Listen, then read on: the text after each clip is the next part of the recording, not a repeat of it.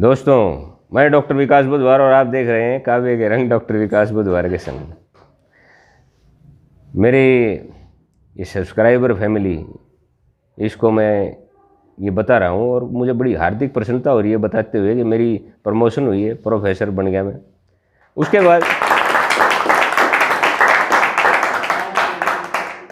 तो मेरे साथियों ने आग्रह किया, भाई इस पे कुछ कविता लिखो। मैंने कहा यार इस पे भी क्या कविता लिखे, बन गए जो बन गए हैं अंशुल। अब ये कह रहे हैं बोले इस पे भी कुछ लिखो, तो ये बड़ा चैलेंजिंग काम हो गया। तो पहले तो वो लेटर मिला था ना, जो प्रोफेसर का लेटर मिला था, उसमें मुझे थोड़ी सी ना बड़ी जो मेरी फीलिंग्स थी, उसके लिए मैंने जो है एक मतलब और एक शेर जो है लिखा था। मैंने लिखा था कि मुलाहिजा कीजिएगा। मुलाहिजा का मतलब समझते हो भाई? थोड़ा ध्यान देना है। मुलाहिजा कीजिए। मैंने लिखा था कि एक खत से लिपटा हुआ लिफाफा दिया उसने। अभी उसने वर्ड बड़ा अर्थपूर्ण है, ठीक है ना। मुझे उसने पकड़ा है, सर ये देखो आपका जो है ये लेटर मिला है प्रोफेसर का। एक खत से लिपटा हुआ एक लिफाफा दिया उसने, तरक्की दी मुझे, इजाफा दिया उसने। इजाफा समझते हो? इजाफा, इजाफा क्या होता है भाई अंशुल? इजाफा होता है बढ़ोतरी, उसको उर्दू में इजाफा कहते हैं। अब देखिए काफिया होता है, लिफाफा इजाफा ये काफिया है, और लिफाफा के साथ इजाफा वर्ड किस तरीके से मिलाया है उस पर मैं दाद चाहता था आपकी, है भाई। गज़ल को बताने, गज़ल सुनाने के अलावा मैं गज़ल को आजकल थोड़ा सा बता रहा हूँ। ये वर्ड्स है ना, राइमिंग वर्ड्स, इजाफा लिफाफा, इसको काफिया कहते हैं। काफिया उर्दू में इसको काफिया कहते हैं। उसने हर शेर की आखिरी लाइन उसने से ख़त्म होगी। ये उसने जो है उसको गज़ल की रदीफ बोलते हैं। तो भाई प्रोफेसर की और एसोसिएट की जो सैलरी है ना, उसमें कोई बहुत ज़्यादा फ़र्क नहीं है। तो मैंने ये कहा कि इज़्ज़त अफजाई भी कोई चीज़ है आखिर। इज़्ज़त अफजाई समझते हो? इज़्ज़त अफजाई भी कोई चीज़ है आखिर, यही नहीं कि मुझको मुनाफा दिया उसने।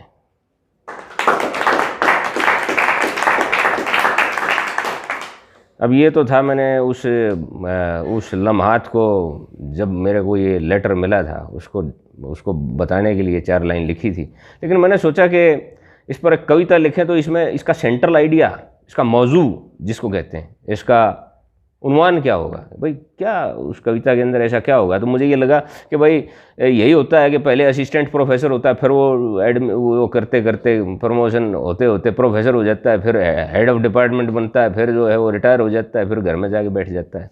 मतलब एक पीक और एक ऐसे पहाड़ में जैसे पीक वैली होती है ना, ऐसे ही जीवन चलता है। और जीवन में भी यही होता है, पहले इंसान बच्चा होता है, वो बड़ा होता है, उसमें बढ़ोतरी होती है, वो फिर वो जवान हो जाता है, जवान होने के बाद में वो पैसा कमाता है, धन कमाता है, नाम कमाता है, फिर वो जो है ढलान की तरफ जाता है, फिर आखिरी में जो है ना वो मर जाता है।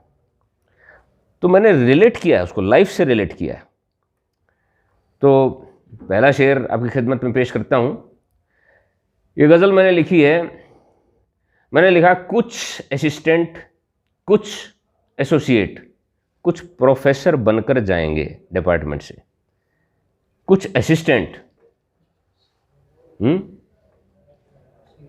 कुछ असिस्टेंट रिधि, कुछ एसोसिएट, कुछ प्रोफेसर बनकर जाएंगे। रिटायर होकर आखिर तो सब लोग घर पर जाएंगे। देखो आखिर तो यही होना है। और ये तो कोई भी बोल देगा कि सारे घर पर जाएंगे, ये कोई बड़ी बात थोड़ी बता दी। लेकिन उसको लाइफ के साथ किस तरीके से रिलेट किया है। एक वर्ड होता है ज़ीरो, इसको हिंदी में कहते हैं शून्य, इसको उर्दू में कहते हैं शिफर। शिफर तो मैंने काफिया मिलाया शिफर। जैसे घड़ी नहीं होती, जीरो से शुरू होती है, ऐसे ऐसे ऐसे करके फिर वापस जीरो तक पहुंच जाती है। आदमी का जीवन भी इसी तरह से। तो मैंने लिखा, वक्त के इस पहिए को घूमते ही रहना है सदा। वक्त के इस पहिए को घूमते ही रहना है सदा, घूम फिरकर सभी एक रोज शिफर पर जाएंगे। घूम घूम फिर कर आखिरी तो फिर वो जीरो हो जाना, फिर वो उसको दफना देंगे, जला देंगे, ख़त्म। उसी कितना ही आगे चले जाओ, जीरो होना है आखिरी में। जीरो से शुरुआत होनी है, जीरो एंड। कोई खाली हाथ आए, खाली हाथ जाएंगे। और फिर मैंने लिखा, भीड़ में कोई किसी को रास्ता नहीं देता, अपना रास्ता खुद बनाना पड़ता है भाई। यहाँ कोई किसी को रास्ता देने के लिए नहीं है। भीड़ में कोई किसी को रास्ता नहीं देता, जो आगे निकल पाएंगे किसी को कुचल कर जाएंगे।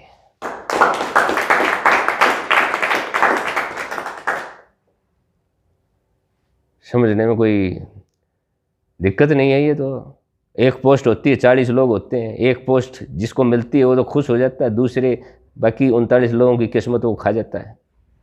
तो जो आगे निकल जाएंगे, जो आगे निकल पाएंगे किसी को कुचल कर जाएंगे।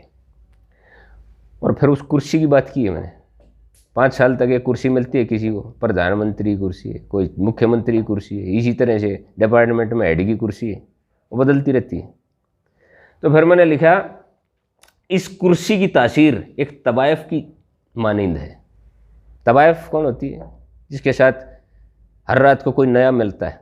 इसी तरह से कुर्सी की तासीर होती है, 3 साल के बाद, 5 साल के बाद कोई ना कोई दूसरा आता रहता है। तो मैंने लिखा, इस कुर्सी की तासीर एक तवायफ की मानिंद है, हम उसी पर जाएंगे जब वो उतर कर जाएंगे।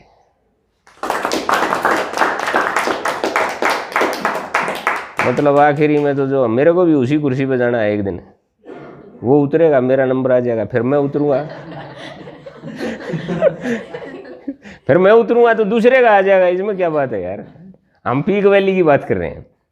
और मौत का एक दिन मुकर्रर है सभी के, मौत का एक दिन मुकर्रर है सभी का दोस्तों। एक दिन तो मरेंगे, चाहे वो कोई भी दिन है, वो एक दिन मुहैया है मौत का, मुकर्रर है वो। मौत का एक दिन मुकर्रर है सभी का दोस्तों, कुछ यूं ही चले जाएंगे, कुछ निखर कर जाएंगे।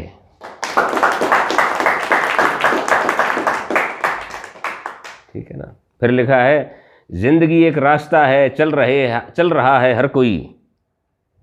एक रास्ता है ना, रोज चलते हैं, थोड़ा सा आगे बढ़ने की कोशिश करते हैं। जिंदगी एक रास्ता है, चल रहा है हर कोई, कुछ बीच में रुक जाएंगे, कुछ शिखर पर जाएंगे।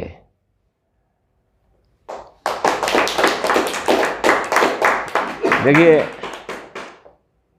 मैंने एक कुछ ना छोटी छोटी बातों में उलझ करके रह जाते हैं बीच में ही। कुछ जो एक्चुअल कॉज होता है ना ज़िंदगी का, उसे अचीव करके जाते हैं। तो एक बार वसीम बरेलवी ने ये बोला था कि छोटी छोटी बातें करके कहाँ बड़े बन पाओगे, छोटी छोटी बातें करके कहाँ बड़े बन पाओगे, जब कच्ची गलियों से निकलोगे तभी सड़क पर आओगे।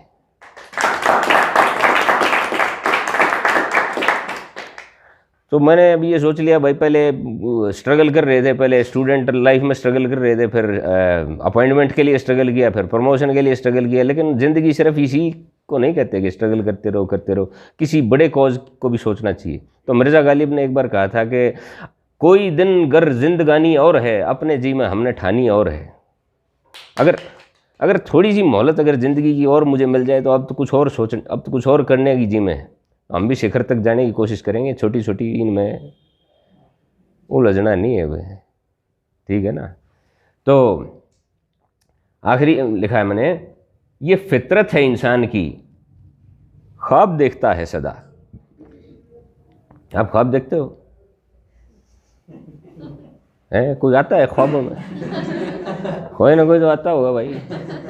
मेरे ख्वाबों में भी आती थी वो माधुरी। हमारे ख्वाबों में तो रेखा आती थी, फिर बाद में माधुरी दीक्षित आने लगी किसी के ख्वाबों में। आजकल कौन आ रही है पता नहीं है। ये फितरत है इंसान की, ख्वाब देखता है सदा, कुछ पूरे हो जाएंगे, कुछ बिखर कर जाएंगे। ज़रूरी नहीं हर ख्वाब पूरा हो जाए, जो पूरा हो जाए उसकी खुशी होती है, जो पूरा नहीं भी हो तो कोई बात नहीं, उसका गम नहीं करना चाहिए। तो इस तरीके से लिखा जा सकता है। पहले तो सेंट्रल आइडिया ढूंढना होता है गज़ल का कि भाई हम उसका उन्वान क्या होगा, उसका मौजू क्या होगा, और उसी आइडिया के इर्द गिर्द सभी शेर घूमते हैं। तो इस अवसर पर, इस मौके पर कि मुझे प्रमोशन मिली मुझसे किसी ने कहा था कि आप इस पर कुछ लिखो, तो मैंने सोचा कि सार्वजनिक भी कर दिया जाए इसे, तो मैंने ये लिखा है। अगर आपको पसंद आए तो कहना होगा कि मेरे चैनल को सब्सक्राइब कीजिए, वीडियो को लाइक कीजिए और कमेंट देना ना भूलें। धन्यवाद।